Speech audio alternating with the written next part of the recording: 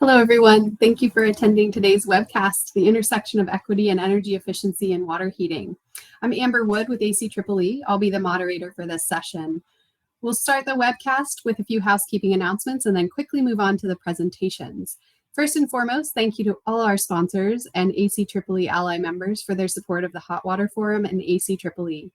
Please use the chat box on the right-hand side of your screen to ask questions of the presenters. Presenters will not be able to respond to your questions in the chat. As the moderator, I'll gather all questions and share for the presenters to answer once the presentations are complete. If we don't get to your question, please join us for the 20 minutes of chat and discussion on the Zoom platform immediately following the session. The Zoom link is posted on the audience screen at the very bottom. Please refrain from using the chat for any dialogue other than asking questions. Be sure to check out all the tabs on the left-hand side of the app. From there, you can network with attendees and program participants, visit sponsor pages, and engage in our game to possibly win a free registration to the 2023 Hot Water Forum in Mission Hills, California. The resources section includes the program and a list of attendees for downloading. Lastly, we ask everyone please help in planning the future Hot Water Forums by completing the conference evaluation. Anyone who completes it and includes a testimonial will receive a $25 discount off of their 2023 Hot Water Forum registration. All presentations will be available for on-demand viewing to registered attendees on the Socio platform within a few days and will remain available for viewing until May. Presenter slides can be found on their page in the Program Participant section. And now I would like to introduce our distinguished panel of speakers. They include Christy Podolnik from DNR International, Emily Larson-Kubiak from Sustainable Connections, and Bing Guerin with DNV Energy Services. We'll start with our first speaker, Christy, who's a nationally board certified NBPTS teacher with over 10 years of professional education experience in science, engineering, and technology. She has expertise in online education with a deep understanding of instructional design, pedagogy, and assessment. A native of the Pacific Northwest, Christy is an award-winning cosplayer on the convention circuit. Take it away, Christy. Thank you. Hey, yeah, you can all hear me. We're all good. Thank you, Amber. That was an awesome introduction. I forgot I wrote some of those things not that long ago. I appreciate it. Well, welcome. Yeah, I'm Christy Podolnik from DNR International, and I'm here today to launch and be a part of our conversation about heat pump water heaters and experiencing them through on-demand and interactive education. And how this is really like the next step in market transformation and learning and really us becoming stewards of solutions moving forward. So before I dive in, though, I'm going to do my company plug. DNR International is an environmental consulting firm, if you haven't heard of them, from the East Coast, and they offer a complete ecosystem of services that bring energy efficient technologies to the market, from utility program design and implementation to education and market engagement. And then DNR Learn, which is the line that I'm a part of, focuses on education and training in a wide variety of building technologies, which is part of like the commercial heat pump water heater landscape. And that's what I'm going to speak about today. And like Amber said, I'm a nationally board certified teacher. I've had over 15 years of experience in education, and with DNR Learn, I'm the lead developer for all things commercial heat pump water heating. So I partner with a firm in Seattle called EcoTope to take the designs that they've been implementing and turn them into teachable tools. That includes live webinars and interactive tours, which we're going to go on today, and even a suite of information assets, like a library of resources. So if you want to learn more, you absolutely positively can. I'm also the instructional design manager for a team of folks who are working with other building technologies, which is super exciting. And it's been an interesting transition out of the classroom into this role. I've been doing it for a couple of years now, and I really, really like it because I get to do something a little bit different every day. And I feel like I'm really a part of something that is gaining a lot of momentum forward. And that's really exciting to me. So I want to start by setting the stage for a little bit of urgency in why we need to learn about commercial heat pump water heaters, which you may or may not have heard of, and you may have heard them called central heat pump water heaters. Those two names are kind of floating around in the ether. I'll probably stick to commercial heat pump water heaters. Anyways, so we know that climate change is here and that buildings account for a ton of energy use. And water heating is one of those energy consumers, like big energy consumers in some buildings. We also know that gas bans are coming. In some cases, they've landed. I just presented at a conference in California, which is a landscape where this is really, really changing. And so it leaves a lot of folks wondering what's the next step. And these things are happening now, which gives us a great opportunity to be a part of market transformation because there are solutions out there like commercial or central heat pump water heaters. And these technologies are more accessible than most folks think, which is really amazing because essentially a simple rethink about equipment that's already standard in most multifamily and commercial buildings has the potential to save hundreds of millions of tons of carbon emissions each year. And I personally take a lot of hope from this because it means that with just a little bit of learning and a little bit of effort on our parts in moment of demand, we can be stewards of change and solution for the future generations.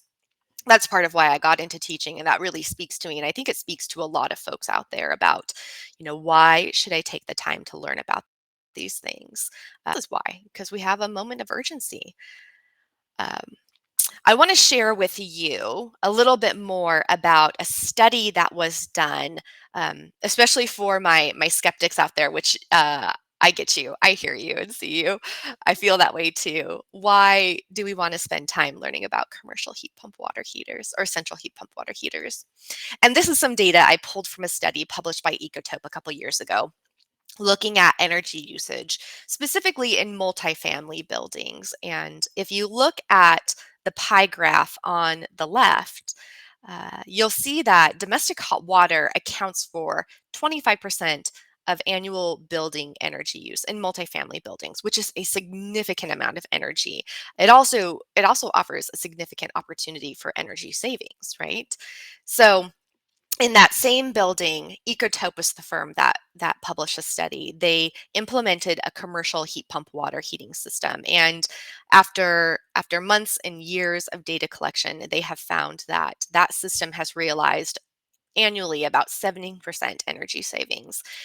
Those commercial heat pump water heating systems cut down energy usage by three times basically. They're super energy efficient, they're electrified, and they work really reliably, which is exciting because again, like an opportunity for energy efficient technologies, for electrification, even for grid stability, that is something that we put standard in buildings anyways.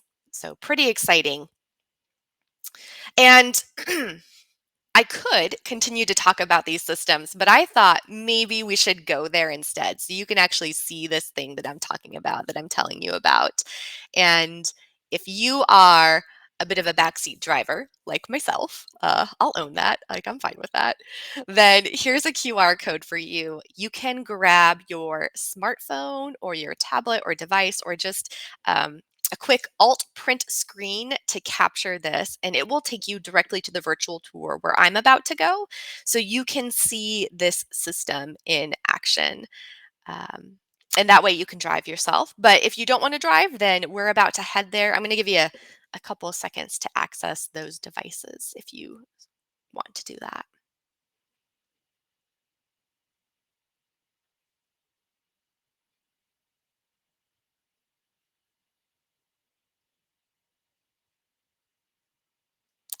Okay, last couple of seconds. Right. Well, welcome to Bayview Tower Apartments. So, a little bit like let's set the scene here. We are in downtown Seattle. This is a high-rise multifamily building dedicated to low-income, the elderly, and disabled. And it is run and operated by the Seattle Housing Authority. Bayview Towers was already an electrified building. So it had a domestic hot water system that used electric resistance tanks, and that was working okay. That was part of an energy initiative with Seattle a couple of years ago. But they reached out recently um, to folks at Ecotope to basically replace that electric resistance system with a commercial heat pump water heating system. And that happened just this August. Already the data is really promising. It's really exciting. And you don't have to take my word for it. When we go into the virtual tour, I'll show you a way to check that yourself if you'd like. We are at the landing portal for this virtual interactive tour. And you're going to see down in the lower right-hand corner, there's a couple of smiling faces. The one on the inner right side, that's Scott. He's the engineer who actually designed and implemented the system. And throughout this virtual tour, he is featured in a number of videos talking about specific pieces of equipment and how it was designed and put together and the decisions that were made and how they landed on that. And then we have Lucy in the center, and she is part of the Seattle Utility Program. Part of this project was to spend a significant amount of time investigating demand response capabilities with this commercial heat pump water heating system. And so Lucy is the touchstone for that. She's really in charge of that, and she is featured in a number of videos speaking about how that's happening. And then we've got Lester here, who is our in-house DNR Learn resident expert of all things domestic hot water and HVAC. Amazing, and the guide throughout all of this. So I'm going to take you to the back of the building. And here we are standing on top of the mechanical room, um, which is actually not where the commercial heat pump water heating system is. We are at the back of the building. You can see a couple of the neighboring buildings, the alleyway, and some parking. And what I love is there's the Space Needle off in the distance. So in case you're like, are we sure this is Seattle? There you go. That's Seattle. And we are looking at a skid called the Origin by Steffes that incorporates a commercial heat pump. This is the Mitsubishi QAHV heat pump. And then it was all packaged together and delivered and just crane dropped onto this roof. And it contains all the primary storage and pieces. And we're going to go and explore that. Actually, let's just go and explore it right now. So we can step into the skid and we're immediately greeted with our controls panel. So important with these systems because there's a number of pieces of equipment that need to be sequenced and run in certain orders, and that's what this essentially does. But it also communicates with the utility. There's an eco port over here to be part of the demand response testing. I can click on in case you're wondering, I just clicked on this little eye and it takes me to even more information about it. And when I scroll down to the bottom, there's a link to the live data. So that will take you to a Shiny Apps portal where you can actually see what's going on in Bayview, like as we speak. I was just looking at it the other day, actually, because I wanted to know how it was doing. When we scroll around the room, we see our primary hot water storage. And then over on this side, we have a heat exchanger loop, which is unique to this system. And again, I can click on the eye for more information and scroll down to the bottom. There's a ton of information in the reading itself for the deeper dive if you're curious about it. But there's also a link to the initial feasibility study published by the Bonneville Power Administration regarding the implementation of this technology in SCID. But I can click on videos to listen to Scott to listen to Scott and Lester talk about the system even more, tell us about some of the design choices that were made. So tons of stuff to explore, super exciting. I'm not going to walk you through all of it because that's not really the intent today, but that's why I wanted to leave you with the QR code is in case you do want to go and check it out. There's a lot of pieces, a temperature maintenance system that you can read more about, listen about. I was the person who built this one. There's some Easter eggs in there too, in case you look really closely for those of you who want to go searching. But the point is that this is an interactive tour that you can access anytime, anywhere to learn about these. And we're looking at a building that is low income housing. And these energy efficient technologies, they're not just something that you're going to find in a market rate multifamily building. There's something that you can find across the board in a number of different projects. In fact, I've built interactive tours for the Skokomish Tribal Center in Skokomish, Washington, and for another multifamily apartment in Tacoma called the Hope Works Station. And they have some really, really cool stuff because they paired it with solar panels. So they're actually net positive. They're giving back to the grid, which is really exciting. And this virtual tour is a number of tools that make learning about these systems really accessible. When we think about equity, especially equity in how these technologies are released and to whom they're released, but also equity in the access of information about these technologies. There's going to be a change in the types of systems that are being implemented in new construction and even retrofits. And not everyone has the time and the space to return to a classroom to learn about that. But through online learning, like virtual tours, expert webinars, we even have DNR Learn specifically has a asset library that's available digitally to access with pieces about each part of that system and considerations, design considerations, examples, case studies, on demand, on your own time, on your own device. Education is essential for making sure everyone has what they need to be able to move forward to this and equitably. And we're talking about everyone across the space, across the learning space, and across the engineer and energy efficiency space. So here's where I want to land, because my guess is now that you've seen some of these in a very brief, very short introduction, you are probably going to want to go and check this out yourself. And there are some things out there that are free. You don't have to pay for them. You can go and see our tools and services and start to collect information and send people that are stakeholders in this to open learning opportunities on their own time, on demand. We host a number of webinars where we connect experts from the field to learners, and our largest platforms are through utility companies like PG&E, SDG, and Seattle City Lights. So if you check out their training websites, you will find webinars with our engineers speaking about these systems and instructionally designed, really professionally delivered, sound teaching, interactive teaching about this. But I also want to show you, I shared a QR code that will send you to the SDG&E website, because SDG&E is hosting all of this for free, which is super fun to go and check it out. Sorry, that was my 15-minute timer. So there's a QR code to take you right there, and you can access the entire asset library for free. For the next couple of months is the contract we have with SDG&E, and check out the interactive tour I just showed you and a number of others. We have 5 others that are there as well. And then if you are interested in hosting your own, you can reach out to dnrlearn@drental.com. And please feel free to stay on the Zoom call after this and ask me some questions about it, because I would love to share. Okay, I think that's my time and space. Thank you, everyone, for letting me talk a little bit about some of the great learning opportunities that are out there.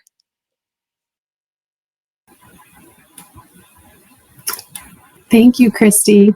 Really appreciate that.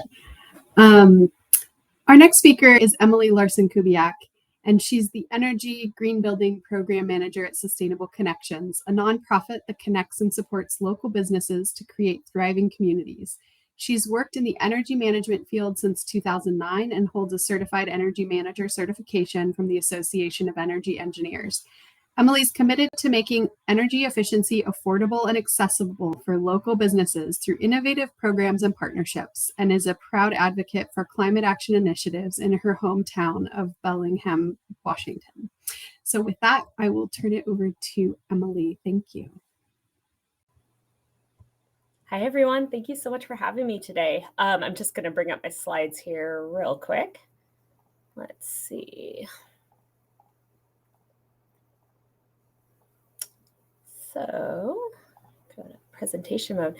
Yeah, so hi, thanks for that great introduction. As she mentioned, I work at a nonprofit in Bellingham, Washington. We're up in the most absolute northwest corner of the country and the state, to give you that visual, but it's great to be here with everyone around the country. Sustainable Connections does work in a variety of areas around local economic and environmental sustainability. And as she mentioned, I generally actually work with businesses on energy efficiency and energy audits, but I'm here to talk about a small residential pilot that the Community Energy Challenge program that we help run is working on implementing right now. The Community Energy Challenge is a energy efficiency program that helps local businesses and homeowners implement energy efficiency projects, helps with energy audits, finding financial resources. So that's why we're working in this sphere. And I'll give a little more background about why I'm specifically working on this residential pilot. So going into it, all of the partners who got together for this project, our big question was how to make it attractive and affordable and achievable for everyone who wanted one to install a heat pump water heater in their home. And in light of many of the things that Christy shared, there's many good reasons to do this right now. And so these folks who are getting together to work on this project, we're also interested in the question of how do we increase demand for and interest in specifically getting people off of natural gas to high efficiency electric heating sources. There's a lot of good reasons to do that are relevant no matter where you live. But one thing that's particularly salient in Washington is that a few years ago, we passed the Clean Energy Transformation Act, or CETA, which mandates that our electric utilities provide a carbon-free electric grid by 2050. And so that means that any time that you are able to get someone off of a natural gas combustion appliance, replace it with high efficiency electric, within the lifespan of that appliance is going to be on a much cleaner fuel source. One of the intermediate goals for the Clean Energy Transformation Act is a net carbon neutral electric grid by 2030.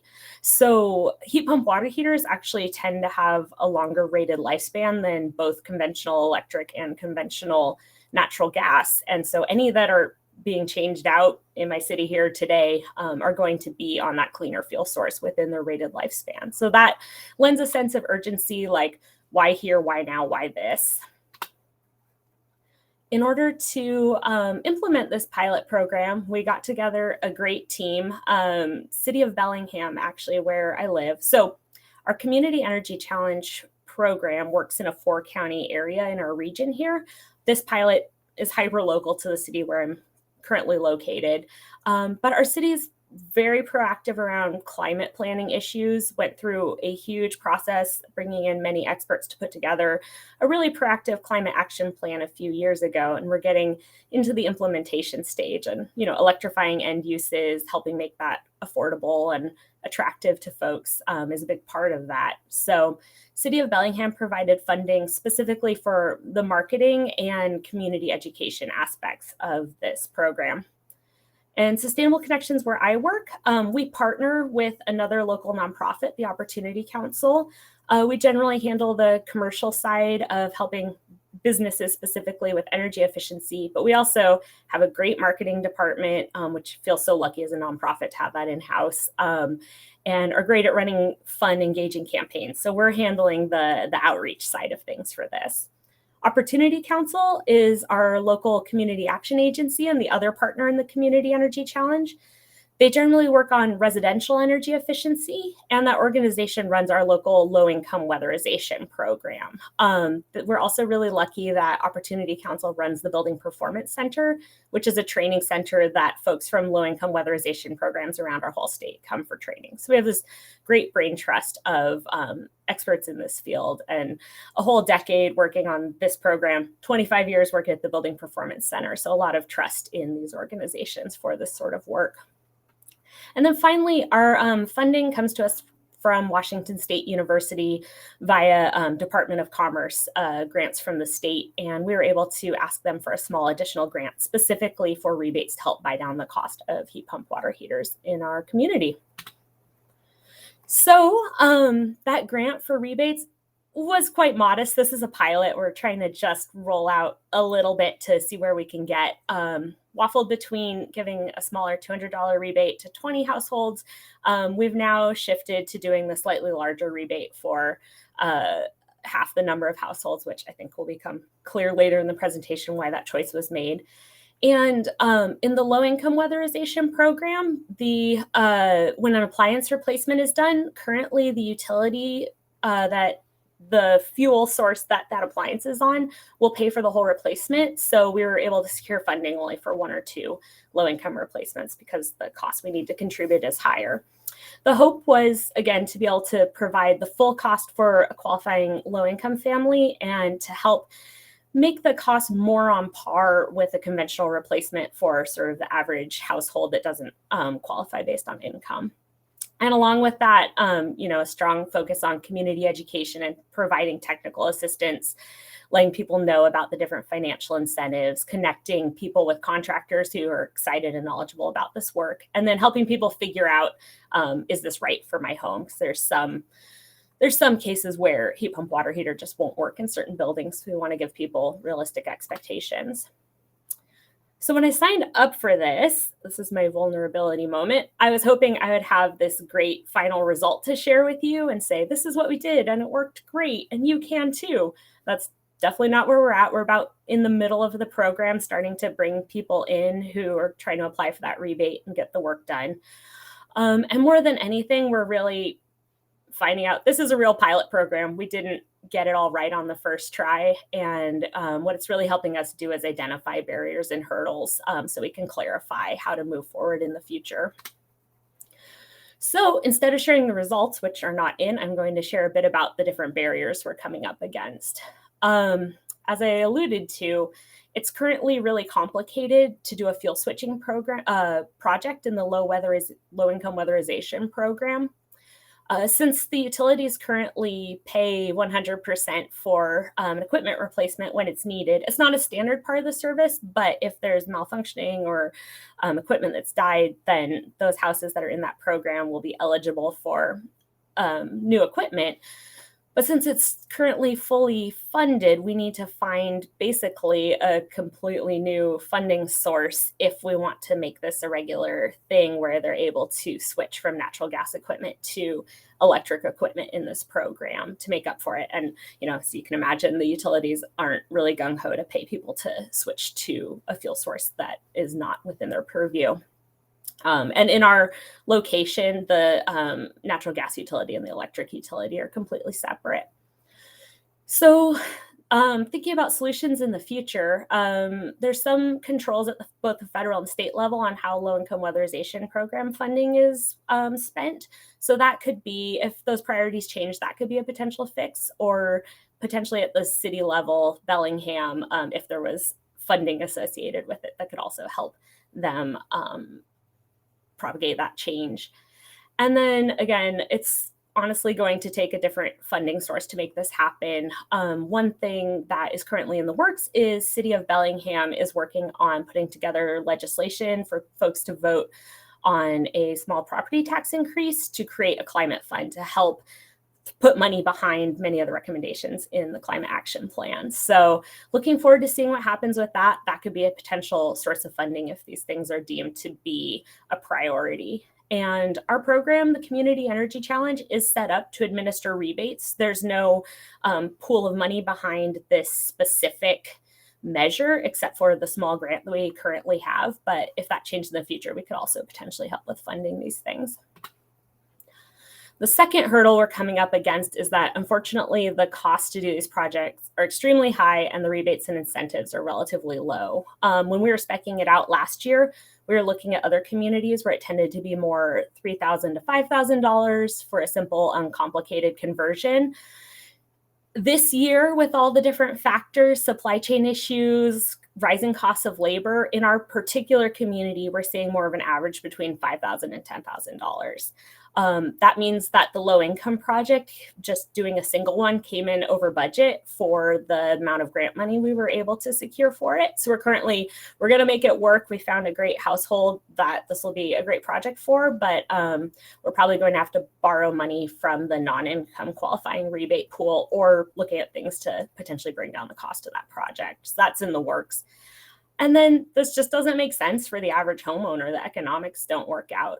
We have a great pool of early adopters who are gung-ho, who are able to fund these projects for themselves. And we're really happy to help with that. And it will, help drive the market in the community. But that's a far cry from making this available and accessible and in an equitable way across our whole community. So this is really a pain point that we're going to be working on.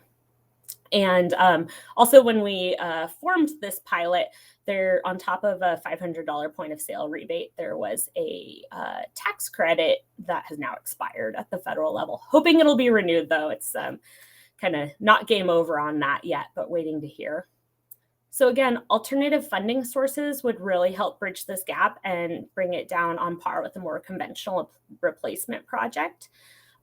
Group purchasing is one thing that we've talked about. It's really the labor, and especially electrician, to add that new capacity on the panel that's driving up the cost so much. But that could also help bring more inventory here on hand and help bring down the cost of materials a little bit.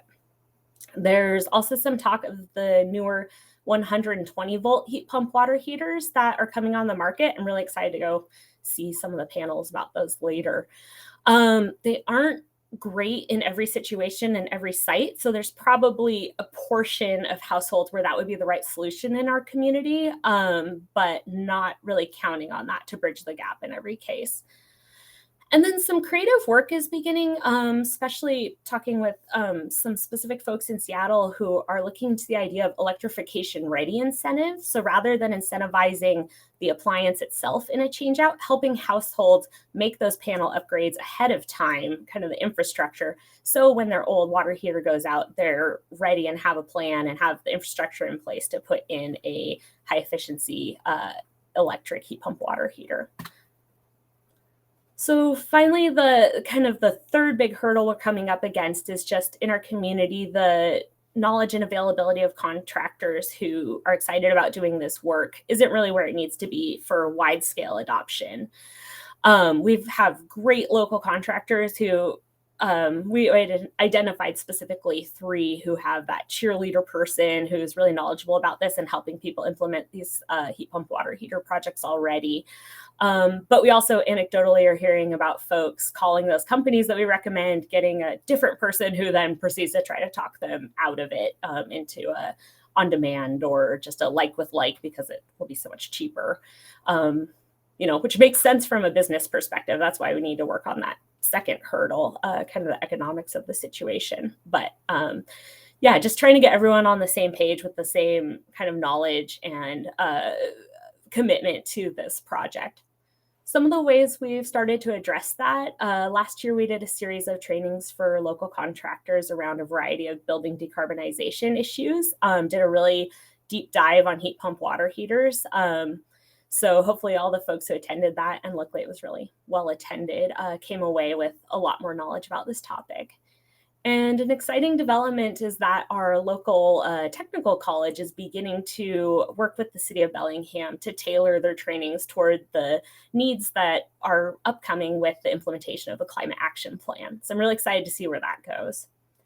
And then finally, as these solutions that I talked about to the other hurdles are implemented, things like more funding for these projects, potential policy fixes that steer things in this direction will apply market pressure that will likely make it more feasible and attractive for contractors to go all in on these heat pump water heater projects.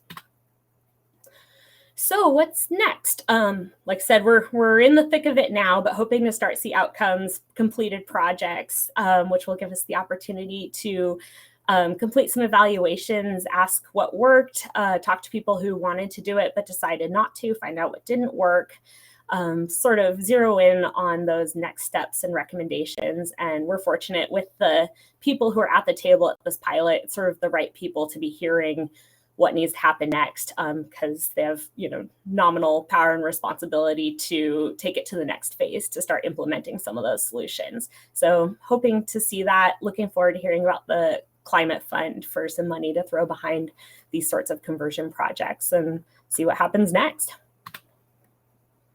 So thank you so much for having me. I'm looking forward to talking to people in the question session, and feel free to take down my info and reach out. I'd love to talk about our Pump It Up campaign, or really any small city energy projects.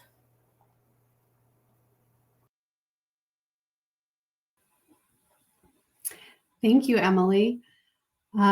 We do have a few questions. I'll wait until the end for those, but please continue, everybody, participants, to write your questions in the chat so that we can get to them at the end or in our follow-on Zoom call. Now we'll hear from Bing Guerin, who brings more than 15 years of experience with a broad background in project management, construction, business management, and sustainable building practices to project teams.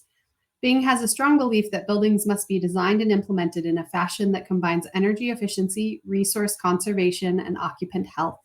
Having worked extensively as a project manager, consultant, and third-party verifier, Bing now works to facilitate integrated project teams to ensure successful utility incentive programs. And now it's over to Bing. Thank you. Hi, everybody. Thanks for having me.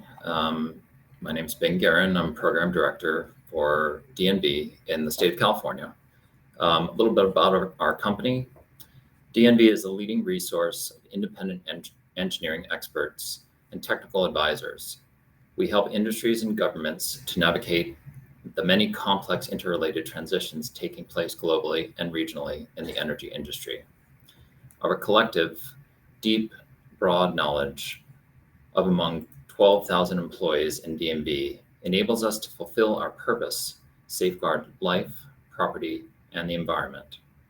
DNB runs utility programs for the leading utilities throughout the US.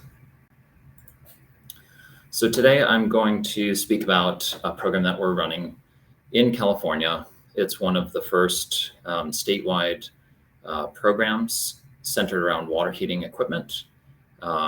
It happens at the midstream level, which is a specific type of program that incentivizes equipment at the distributor level. So the distributor is the person that's receiving the incentive. They pass it along to the contractor, and that then is passed along to the end use customer. So our three groups, our contractors, they end up getting a competitive edge because they're able to offer a higher efficiency piece of equipment at a lower price. The customers end up with a newer, higher efficiency piece of equipment that can lower their costs and will reduce the risk of the equipment failure. Distributors, on the other hand, when we started this program, we put together a list of about 1,600 distributor locations within California. Those that are participating can increase their competitive edge against their counterparts in the market. So unlike our earlier presenters, our program includes all of the qualifying equipment. We incentivize both high efficiency gas and heat pump water heaters. As well, we are beginning to include demand controlled and timer controlled recirculation pumps. So a little bit about the eligible participants. The program is a distributor-centric model, and it establishes a group of networks that are trained to promote this type of high efficiency equipment. In order to participate in the program or actually sell to one of a customer within our area, the end use customer must live within a specific region that is overseen by one of the 4 investor-owned utilities in California. So that's it's not just the distributor being able to give out the equipment and joining into an agreement with us and the utility. It's about whether or not the geographic location of the installation address is within one of those areas. There are definitely places in California that do not fall within those 4 investor-owned utility geographic locations. So we have to carefully vet where the installation of the equipment is going to go. So far, the program is offered throughout the state of California, and the customer eligibility is determined through a proprietary tool. We call it the Midstream Portal. A distributor has a login to it, and they're able to enter the end user's address, and it will immediately say whether or not that end user is qualified. Another thing about our program is it is currently only available to commercial customers. So that means, or our definition within the program is a person must be either a business or they must be a multifamily owner that does not individually meter the water heating to all of the residents in that building. So it would have to be a central plant circulation heating system for all of the domestic hot water in that multifamily building. So a little bit about the transaction process. The contractor comes into the distributor. Typically that contractor is looking, as our other presenters have said, the contractor is looking for just the exact same piece of equipment, or if the codes have evolved, a piece of equipment that meets the code standard. And if you think about codes, they're the baseline. So it's essentially like a D-. It's the lowest you can go and still be compliant. What our program does is that contractor comes in, they go to the distributor desk to say, I need this piece of equipment. The distributor says, hey, I can offer you a much higher efficiency equipment at almost exactly the same price. Your customer is going to be happy. You can pretty much pump up your business by offering higher efficiency equipment to them. The last part of our program is, and we'll get to this when I go over our diverse business enterprise partners, is one of our subcontractors, EcoMetric. They do a statistical sampling of all of the customers that receive incentives, and they video call those customers and verify the installation of the equipment on site. And additionally, they ask them a group of questions that identifies them if they are within what's called hard to reach. So right now, this slide deck is developed on our performance in the program through January. We launched the program May 1st, 2021.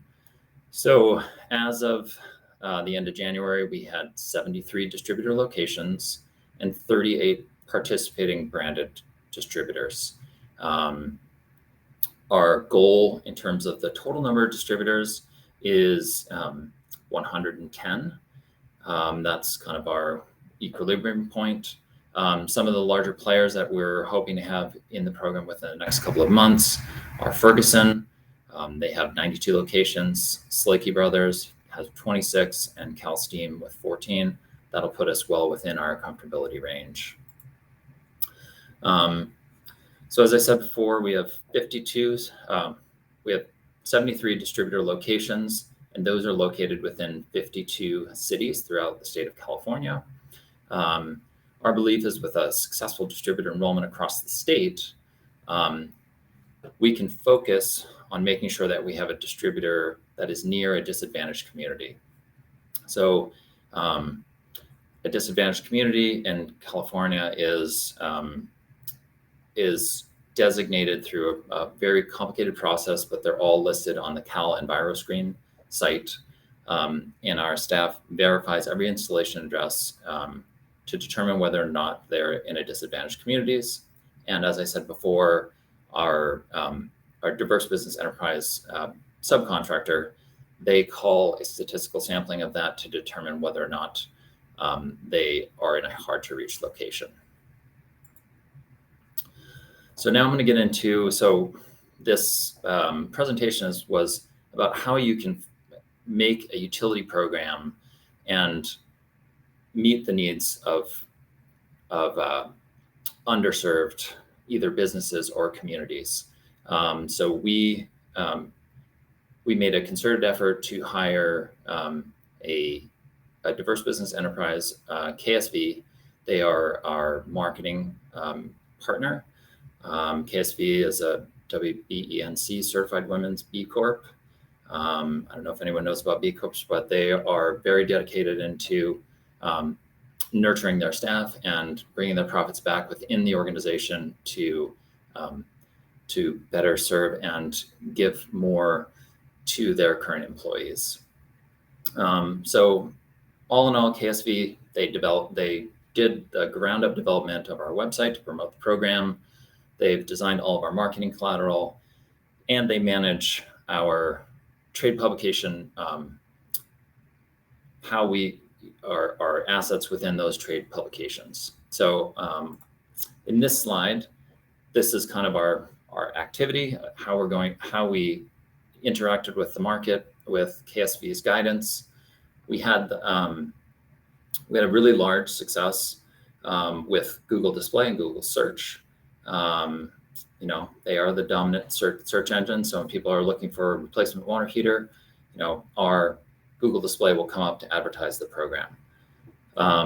In terms of print and digital media, we have media outlets such as Supply House Times, Retrofit Magazine, The Wholesaler, and Plumbing Engineer. So what we've tried to do with that mix is not only get in front of the distributors, but get in front of contractors so that they can find out about the program, and then we can better serve the customers with higher efficiency equipment.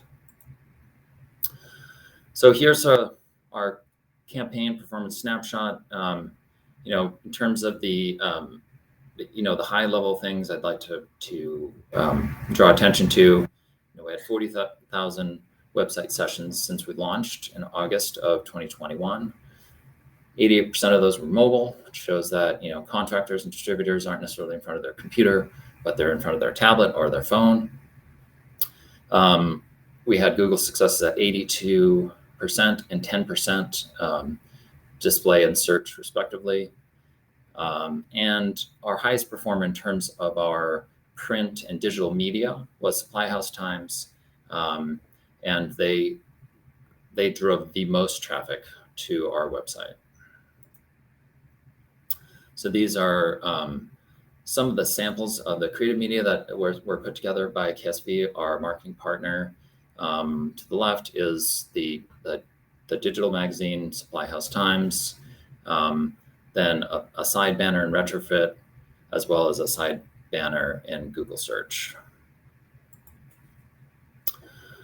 So the main purpose not only was we wanted to make sure that part of our program was ensuring that a portion of the proceeds of the program went to diverse business enterprises. So KSV is the first that I've illustrated. And they have really helped us put together some really fantastic marketing and shown us on a monthly basis the metrics so that we can pivot to different methods of advertising to promote the program. We've seen since COVID and supply chain issues were happening, we saw not as rapid a ramp in the program, but we are seeing a steady ramp now. And in terms of our successes, at the end of January, we had saved 387,000 net therms, and that equates to about 646,000 gross therms. So this goes into a little bit more detail. This was the very, very final tally of January at 74,000. within that specific month, and shows our other metrics of performance. So now I get into our second diverse business enterprise, that's EcoMetric Consulting. They are a minority business enterprise. What they do is they perform all the quality assurance of the program. So they contact a certain percentage, and they also ask those disadvantaged community, the hard to reach questions rather. And those questions are, is the primary language of the business something other than English? Are they leasing a space? Do they have under 10 employees? And there's other geographic determinations that kind of intermesh with the disadvantaged communities metrics. So in addition to the 100% transaction review by DMV, EcoMetric conducts a minimum of 10% verification of all transactions, 50% of single contractor purchases between 2 and 4 units at a time, and 100% of contractor purchases of 5 or more units at a time. The purpose for this is, if you can imagine a midstream program, it's a contractor, they're coming to a distributor, they can give the distributor any address, and we have no control over that. But we can put control mechanisms in place to make sure that we are verifying a certain percentage so that we don't end up with fraud in the program. And we feel like this is a very robust way to do it. And we've had great success with EcoMetric being our partner. So far, our percentages within the state of California, you can see we verify disadvantaged communities on a month-by-month basis, and hard to reach we do as an aggregate. It's each month we're taking the total and we're making sure that our relative sampling size matches what an independent evaluator were. So you can see we only have one line item for hard to reach, that's 17%. And our total average percentage for disadvantaged communities is 30%. And so to wrap it up, what we try to do in this program is make sure that not only are we taking, an immense amount of ratepayer funding and getting it out to the market to promote higher efficiency water heating equipment, but we are making sure that we hire as a subcontractor diverse business enterprises that might not necessarily have a stake at the table. And then additionally, we've designed the program so that we can target disadvantaged communities, and also, because they are so intermeshed, also reach hard to reach customers that may not have been marketed directly by the utility. So at that, it's finished my presentation. Thank you all for having me. I look forward to the question and answer session.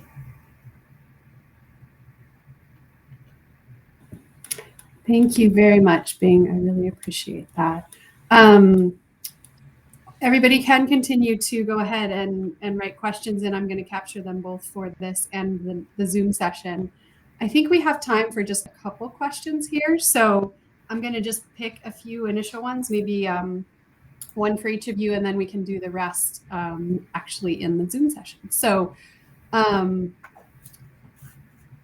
think, Christy, this is one that you had already answered, but can you tell us more about where the link is for the Bonneville feasibility testing?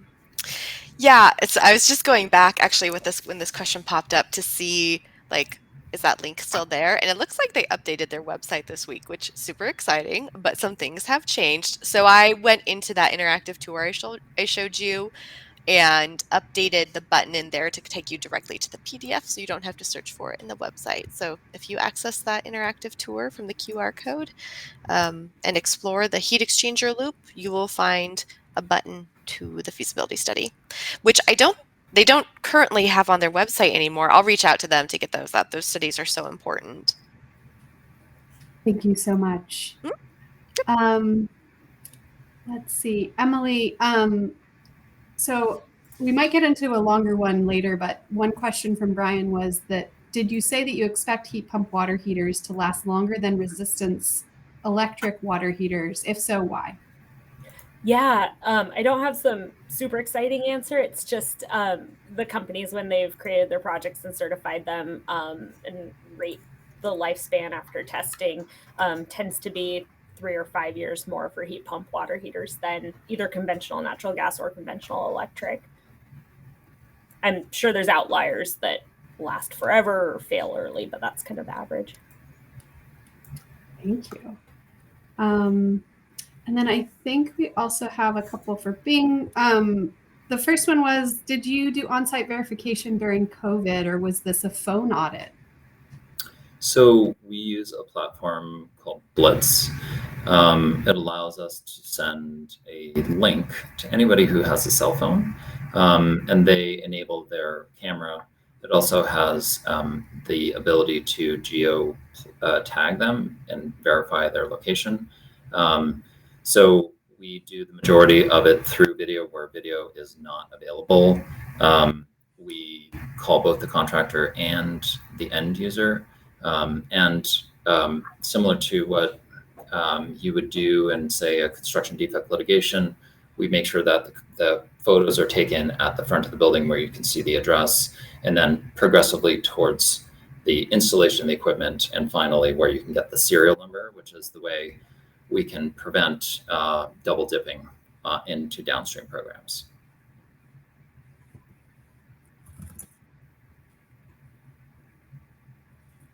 Thank you. I think we have maybe time for just one more question here. So